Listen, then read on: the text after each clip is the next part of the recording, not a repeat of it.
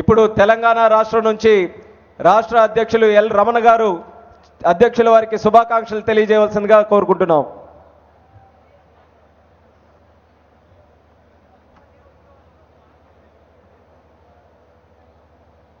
Telugu Desam party కేంద్ర committee అధ్యక్షునిగా రెండవసారి ఏకగ్రీవంగా ఎన్నుకోబడ్డటువంటి మన ప్రియతమ నాయకులు ఆంధ్రప్రదేశ్ ముఖ్యమంత్రి వర్యులు గౌరవనీయులు పూజ్యులు శ్రీ నారా చంద్రబాబు నాయుడు గారికి వేదికపైనటువంటి సహచరులకు పాల్గొన్నటువంటి తెలుగుదేశం పార్టీ కుటుంబ సభ్యులకు పత్రికలందరూ హృదయపూర్వక నమస్కారం తెలియజేస్తూ మన అధ్యక్షుల వారికి శుభాకాంక్షలు శుభాభివందనాలు.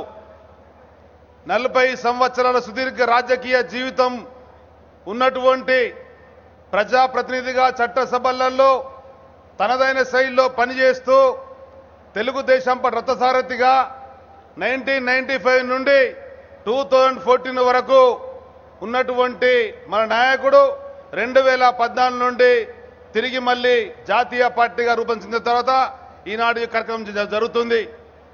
సోదరులారా, ప్రత్యేకమైనటువంటి విషయాలలో 2-3 చెప్పేసి 5 నిమిషాలలో నా యొక్క ప్రసంగాన్ని ముగిస్తానని చెప్పని, సాధారణమైనటువంటి వ్యక్తులకు, సామాన్య కుటుంబాలు జీవించేటువంటి వాళ్లకు చట్ట సభలలో ప్రవేశించేటువంటి అవకాశాలు ఆ మహనీయుడు ఎన్టీ రామారావు గారు కలిగిస్తే దాన్ని ప్రోత్సహిస్తున్నటువంటి ఏకైక నాయకులు మన నాయకుడు చంద్రబాబు నాయుడు గారు.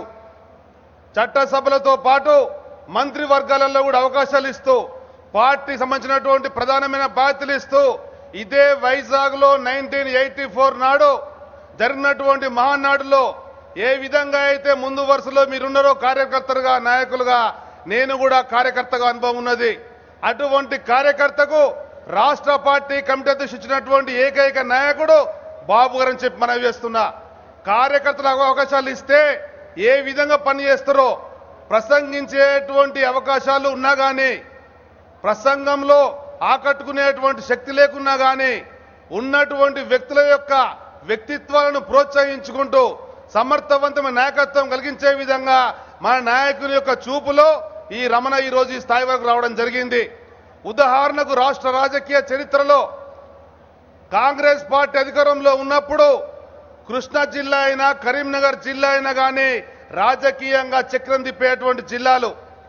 అటువంటి కరీంనగర్ జిల్లా ఒక సామాజిక వర్గానికి అడ్డగా తయారైనటువంటి పరిస్థితి.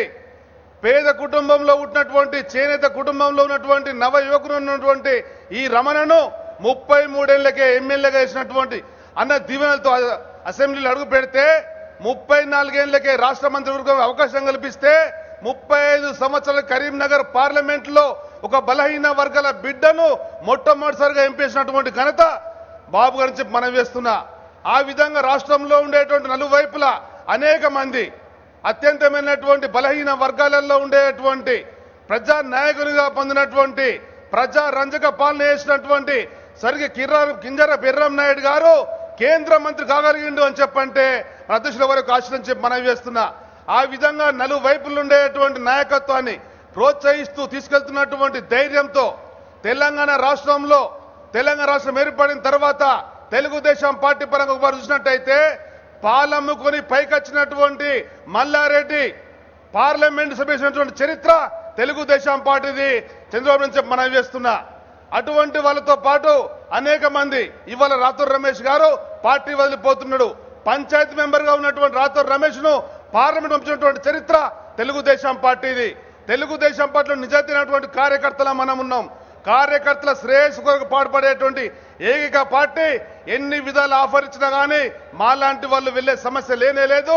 తెలుగుదేశం పార్టీ కార్యకర్తల యొక్క మనోధైర్యం పెరిగే విధంగా ఒక కార్యకర్తకు అధ్యక్ష పదవి ఇచ్చినందుకు మన పార్టీని తెలంగాణ ప్రాంతంలో 10 కాలాల పాటు ఉంచడానికి కొరకు మా జీవితాన్ని దారపోస్తామని చెప్పని అధ్యక్షుల వారు ఏ విధంగా అయితే 2 రాష్ట్రాలలో ప్రభుత్వం అధికారం వచ్చే విధంగా వారు కృషి చేస్తా సహకరిస్తున్నటువంటి మాటను ధైర్యంగా తీసుకొని నన్ను ఎన్టీ రామారావు గారు సైకిల్ గుర్తు ఇచ్చి తెలుగుదేశం పార్టీ జెండా వేస్తే ఏ విధంగా జగిత్యాల్లో జెయింట్ కిల్లర్ గా పేరు తెచ్చినో తెలంగాణ రాష్ట్ర ప్రభుత్వం తెచ్చే విధంగా పార్టీలో ఉండేటువంటి మాజీ మంత్రులను, పార్లమెంట్ సభ్యులను, శాసన సభ్యులను ఒక్కొక్కరి ప్రత్యేకతను గుర్తించి వాళ్ళని ప్రోత్సహిస్తూ ముందుకు తీసుకెళ్తున్నా. కలిసి పనిచేస్తున్నాం, కలిసి జెండా ఎగరేస్తాం, యునైటెడ్ గా ఉంటాం.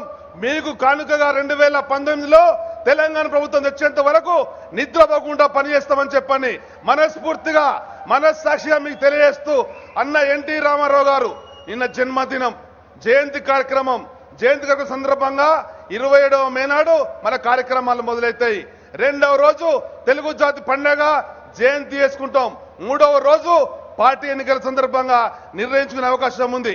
ఈ విధంగా ఈ 3 రోజుల పండుగ ప్రతి సంవత్సరం కూడా తెలుగు వారి గుండెలలో ఎప్పుడు నిలిచిపోయేటువంటిది.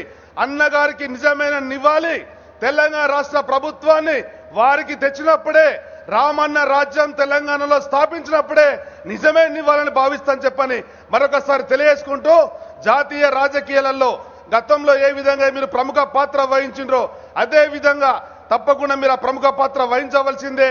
తెలుగు వారు ప్రపంచంలో ఎక్కడున్నా, అది గల్ఫ్ లో ఉన్న, ఆస్ట్రేలియాలో ఉన్న, అమెరికాలో ఉన్న ఆదుకునేటువంటి ఏకైక పార్టీ, ఏకైక నాయకుడు.